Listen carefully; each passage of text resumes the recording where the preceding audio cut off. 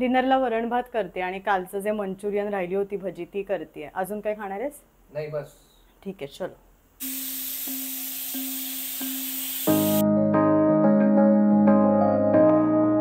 Hi hello, कसे आहात सगळे? आय होप सगळे मजेतच असाल. सो डिनरच्या तयारीला लागतीये आणि सकाळपासून आज मस्त रुटीन सुरू आहे. जे डीमार्टचं काल सामान आणलं होतं ते सकाळी छान लावून झालंय. बाकीसुद्धा घरातली सगळी कामं आवरली आहेत आणि आता डिनरच्या तयारीला लागणार आहे. डिनरला सिंपल वरण भात आणि आज आज मंचुरियन भजी करते. खरं तर काल करणार होते पण डीमार्टवरनं यायला उशीर झाला होता, सो प्लॅन तो आम्ही कॅन्सल केलेला. राहूसाठी फोडणीची खिचडी करते आणि आम्हाला वरण भाताबरोबर जोडीला आज मस्त खोबरं आणि शेंगदाण्याची चटणी करणार आहे, जी सुकी चटणी आपण करतो. सगळी तयारी आधी मी इथे काढून घेते. फ्रीजमधनं मला जे जे काही लागणार आहे ते आधी मी एक एक करून काढून घेते. चटणीसाठी सुकं खोबरं लागणार आहे. हे मंचुरियन पीठ आहे. कोबी मी कालच चिरून ठेवला होता, सो तो आता मी बाहेर काढते. वरणासाठी एक टोमॅटो लागेल मला.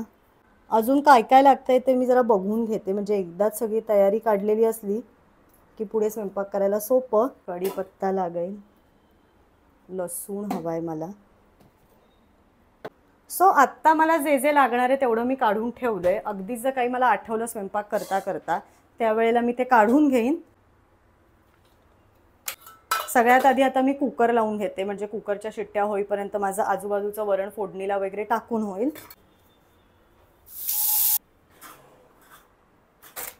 तांदूळ आता आधी मी इथे काढून घेते. मला आणि आईला इंद्रायणी राईस लावते पुष्करसाठी आणि राऊची जी खिचडी करणार आहे त्याचे वेगवेगळे मी आधी इथे आता तांदूळ काढते. हे मी राऊच्या खिचडीसाठी काढलेत आणि हे पुष्करसाठी. याच्यात थोडीशी मुगाची डाळ आता मी मिक्स करणार आहे. तांदूळ आधी स्वच्छ धुवून घेते. आणि हा कुकरवरनं मला अनेक कमेंट्स येतात की अंकिता तुमचे कुकर्स तुम्ही कुठून घेतलेत.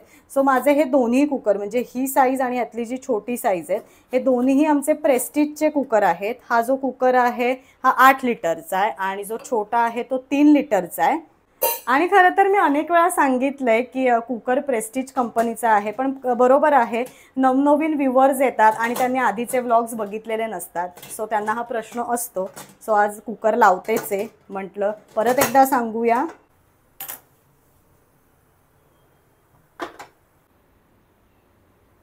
कुकर लावून झालाय. आता दुसरं म्हणजे मी पहिले राऊची खिचडी करून घेते. आज मी कुकरमध्ये करणार नाहीये राऊची खिचडी, पॅनमध्ये जी आपण करतो पाणी टाकून तशी करणार आहे. तांदूळ हे मी मगाशी घेतलेले, त्यात थोडीशी मी मुगाची डाळ घेते. दोन्ही हे स्वच्छ आधी धुवून घेते. राऊलाच असं नाही, आपण सुद्धा ही खिचडी खाऊ शकतो. मी त्याला वेगळी म्हणजे फक्त त्याच्यात तिखट घालत नाही, बाकी ॲज इट इज आपल्याला जशी आपण खिचडी करतो तशीच करते. आणि थोडंसं कसं आहे, आता उन्हाळा चालू आहे त्याच्यामुळे आपल्याला सुद्धा रात्री असं होतं की फोडणीचं जास्त नको खाऊया, सो ही खिचडी बेस्ट असते. मी आणि आई आम्ही रोज, म्हणजे आमचं तसं थोडंसं आम्ही ठरवून घेतलं आहे की रात्री दही भात म्हणा किंवा अशी खिचडी आम्ही हेच खातो. पण आज आम्हाला जरा मी वरण वगैरे करते राऊसाठी, मग फक्त बनवते आज. आणि आता वाजलेत 7:40, सो आज डिनरची तयारी तशी थोडी लवकर सुरू केली आहे.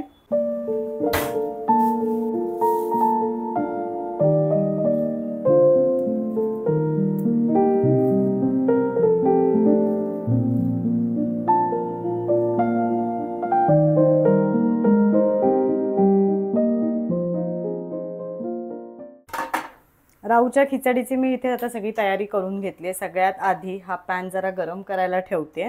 थोडंसं तेल घेते. तेल गरम होऊ द्यायचं आहे चांगलं आणि मग आपल्याला सिंपल जशी आपण फोडणी घालतो तशीच फोडणी द्यायची आहे. थोडीशी मोहरी, थोडंसं जिरं, कढीपत्ता, हिंग आणि थोडीशी हळद. छान असं मिक्स करून घ्यायचं आहे. आणि जिऱ्याचा वास आला की ह्यात आपल्याला आता मी टोमॅटो ॲड करते. खरं तर भाज्या आपण भरपूर ॲड करू शकतो. कांदा, मटार असतील तर मटार, बटाटा, फ्लॉवर थोडासा, पण राहूला आमच्याकडे टोमॅटो भरपूर आवडतो, मग मी कधीतरी फक्त टोमॅटो घालून करते खिचडी त्याची. आता टोमॅटो छान मिक्स करून झाला की आपण जे तांदूळ आणि मुगाची डाळ धुवून घेतलेली ती ह्यात ॲड करायची आहे.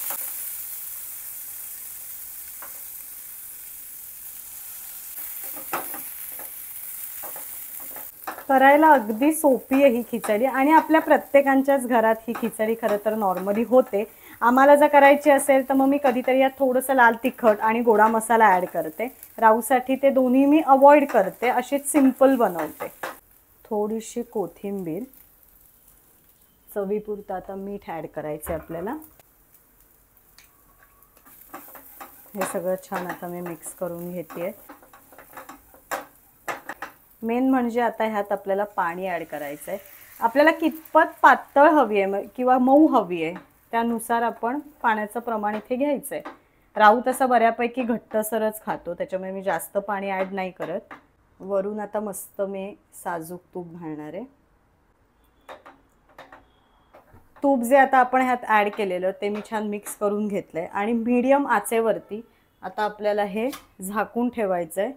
खिचडी मस्त शिजते. मध्ये मध्ये फक्त पाणी कमी आहे का हे आपण चेक करायचं आणि लागेल तसं पाणी त्यात ॲड करून घ्यायचं.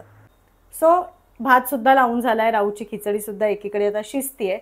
आता मी पटकन वरणाला फोडणी घालते आणि सगळ्यात लास्ट मी भजी तळणार आहे. पुन्हा एकदा जर मी खिचडीमधलं पाणी चेक केलं आहे आणि मला थोडंसं पाणी ह्यात ॲड करायला लागलं आहे आणि आता परत मी याच्यावर झाकण ठेवते आहे.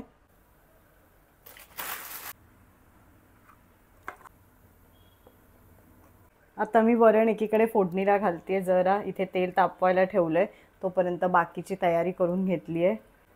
या उन्हाळ्यात रात्रीचं स्वयंपाक बनवणं बापरे डिफिकल्ट असतं. काय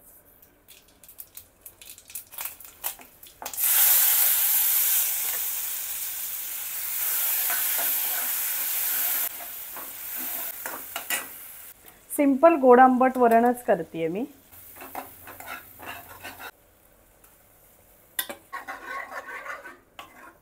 गोडा मसाला आणि थोडंसं लाल तिखट.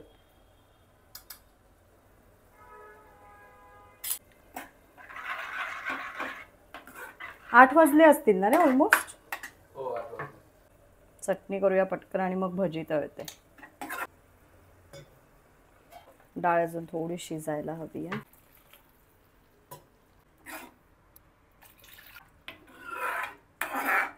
चिंच, गूळ, कोथिंबीर,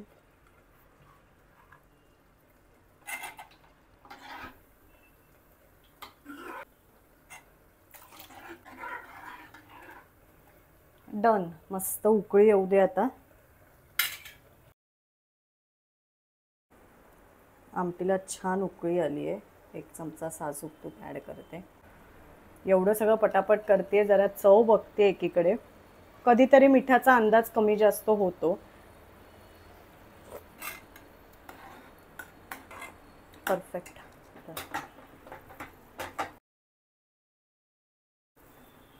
राऊची खिचडी सुद्धा झाली आहे. आता मी जी मगाशी म्हटलं होतं की चटणी करणार आहे, सो त्याच्यासाठी मी दाणे ऑलरेडी ह्यात घेतले. थोडंसं सुकं खोबरं आहे, त्याच्यात सक्त्या करून घेते एकीकडे. सुरीपेक्षा मला विळीवरती पटापट सक्त्या करायला सोपं जातं. आता ह्यात मी 2 पाकळ्या लसणाच्या घेतल्या. जरा उग्र असतो लसूण म्हणून कमीच घेतलाय. थोडंसं मीठ आणि थोडंसं लाल तिखट. ही चटणी सुद्धा आपल्या प्रत्येकाच्या घरी बनवली जाते. आमच्याकडे सुद्धा आम्ही करतोच. आजच मला खरं तर वसुंधरा ताईंनी विचारलेलं की तुम्ही अशी चटणी करत नाहीत का. वेगवेगळ्या प्रकारच्या चटण्या होत असतात, लोणची असतात, पण कधी असं प्रत्येक वेळेला शूट नाही करायला जमत. सो आज मी बनवतेच आहे, म्हटलं चटणी सुद्धा तुमच्याबरोबर शेअर करूया.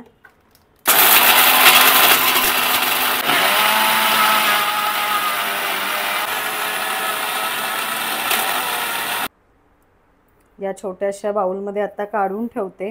रात्री आमचं जेवण झालं की डब्यामध्ये भरून ठेवेन. वरण भाताबरोबर मस्त लागते चटणी. जोडीला जरी अगदी काही नसेल भाजी वगैरे तरी चटणी आणि वरण भात मस्त लागतो. आता माझं ऑलमोस्ट सगळा स्वयंपाक तयार आहे. फक्त मला आता मंचुरियन भजीचं पीठ कालवायचं आहे आणि भजी तळायची आहे. पण त्याच्या आधी जरा मी ओटा क्लीन करून घेते, म्हणजे मला भजीसाठी सगळी जागा मोकळी मिळेल. भांडी वगैरे मी सगळी नंतर एकत्र जेवून झालं आमचं की घासेन.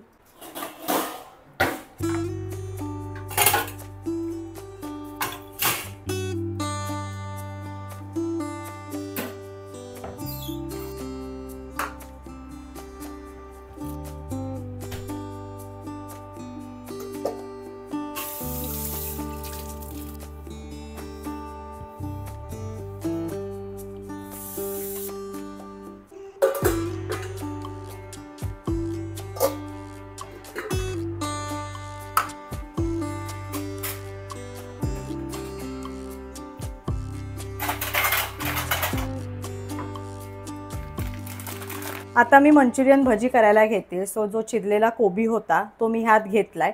आता मी जे मंचुरियन भजीचं पीठ आहे ते डायरेक्ट ह्यात ॲड करते. खरं तर या पिठामध्ये सगळं ॲड असतं, मीठ, थोडासा तिखटपणा, पण जरा जास्त अजून तिखटपणा व्हावा म्हणून मी त्यात आता हा शेजवान सॉस मिक्स केला आहे. ऑब्व्हियसली आता ही हेल्दी रेसिपी नाही आहे, जरा चटपटीत आहे मंचुरियन भजी. पण जे खातात किंवा जास्त जर हेल्थ कॉन्शियस कोणी असेल ते नक्कीच अवॉइड करतात. पण मी सुद्धा शक्यतो असं प्रिफर करते की बाहेरची न खाण्यापेक्षा घरी केलेली नक्की चांगली. सो जेव्हा केव्हा कोबी आणते तेव्हा जर कधी भाजी नाही केली गेली तर मग मस्त भजी करते. आता ह्यात सुद्धा फ्लॉवर, कॅप्सिकम, कांदा अशा भाज्या आपण ॲड करू शकतो, पण आमच्याकडे फक्त कोबीचीच आवडते आणि मग मी त्यात थोडीशी ही कोथिंबीर ॲड करते. थोडंसंच मीठ घालते आणि आता हे मी सगळं छान मिक्स करून घेणार आहे. पाण्याची अजिबात गरज लागत नाही, कारण हळूहळू कोबीला पाणी सुटायला लागतं. अगदीच जर सगळं मिक्स करून झाल्यावरती वाटलं की थोडंसं आहे म्हणजे आपल्याला पाण्याची गरज आहे, सो थोडासा एखाद दुसरा हपका मारायचा पाण्याचा. पीठ आता इथे माझं कालवून झालंय. थोडंसं पाणी मला लागलं कालवायला आणि भजी तळण्यासाठी आता इथे मी तेल घेते.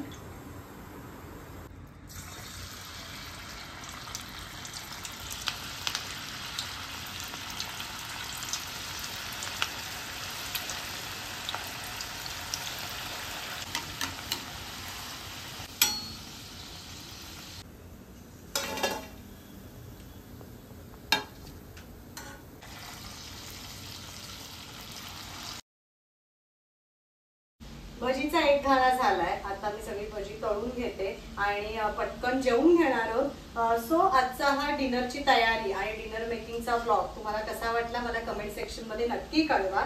ब्लॉग इथेच थांबवतेय. भेटूया माझ्या नेक्स्ट ब्लॉग मध्ये. See you again.